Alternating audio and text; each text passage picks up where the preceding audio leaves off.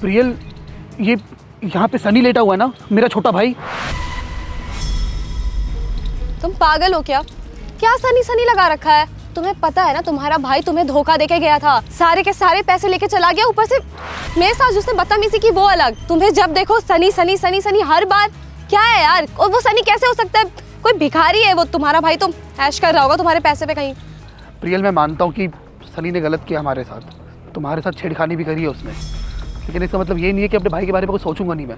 और मुझे देख के ऐसा लग रहा है कि वो सनी ही लेटा हुआ है वो, और लेकिन उसकी ऐसी हालत भिखारियों की तरह सो रहा है बाहर वो। प्रियल, एक मिनट, मुझे इससे बात करनी है। ठीक है, मैं मानता हूँ कि वो मेरा भाई नहीं है, लेकिन उसमें मेरा भाई मेरे को दिख रहा है, और अगर वो सनी निकला ना तो उससे पूछूंगा मैं कि जब इतने सारे पैसे लेके भागा था वो, तो ऐसे भिखारियों की ज़िंदगी क्यों जी रहा है, और उसने अपने बड़े भाई को धोखा क्यों दिया। अरे तुम पागल हो क्या? क्या बात करनी है तुम्हें? भाड़ में जाए ना, वो कितना गलत किया उसने हमारे साथ, फिर भी तुम्हें उसकी ही पड़ी है।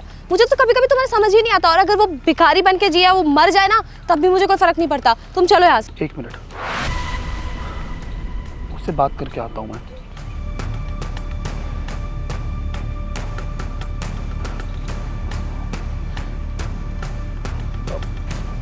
भैया, भैया। साहब साहब, बहुत भूख लगी है, कुछ खाने के लिए दे दीजिए, कई दिन से कुछ नहीं खाया। ये कुछ खा लीजिएगा आप। 100 रुपये? आपका बहुत बहुत धन्यवाद साहब। 100 रुपये में तो बहुत सारा खाना आ जाएगा, मेरा पूरा पेट भर जाएगा। वैसे मुझे एक बात बताओ, तुम्हारे हाथ पैर बिल्कुल ठीक है, देखने में भी ठीक ठाक लगते हो, तो ये कपड़े इतने फटे पुराने और तुम्हारी ऐसी हालत, इतनी गर्मी में तुम यहाँ पे सो रहे हो, ऐसे भीख मांग रहे हो, कोई परिवार नहीं था तुम्हारा? साहब, भीख मांगना मेरी मजबूरी है, और ऐसी बात नहीं है कि मेरे घर परिवार में कोई नहीं है।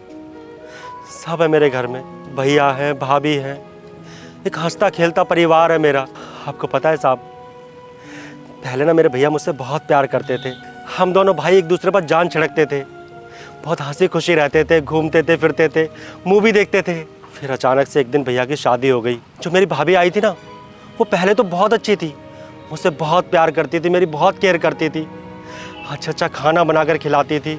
फिर अचानक से पता नहीं भाभी को क्या हो गया, वो एकदम से बदल गई, मुझसे गुस्से से बात करने लगी, मुझे छोटी छोटी बातों पर डांटने लगी, गालियाँ देने लगी।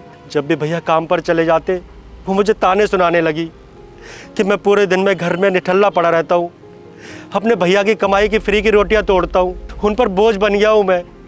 ऐसे ऐसे बोलकर मुझे रोज़ जलील करती थी, पर मैं भी क्या करता, बेशर्मों की तरह उस घर में पड़ा हुआ था।